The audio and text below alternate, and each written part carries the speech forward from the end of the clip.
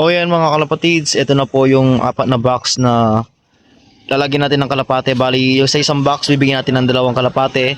Yung 3 naman, tig-isa-isa sila dito. Kaya ayun yung mga lagang warriors natin na ipapadala natin dun sa gumawa dito sa loob natin. At syempre, bilang pasasalamat nga, tulad ng sinabi ko, ito yung mga YB na ipapakita, ibibigay natin sa kanya.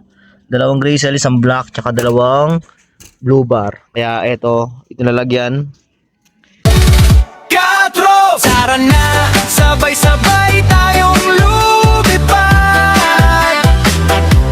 Kasama ang lipad, di pangarap ay abot langit agad.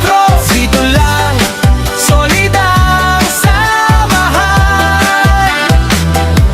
Sa bawat vlog ko, saya'y walang hanggan. Drops, ito na yung magsusundo sa mga ibon na bibigyan natin kay Pare Nog.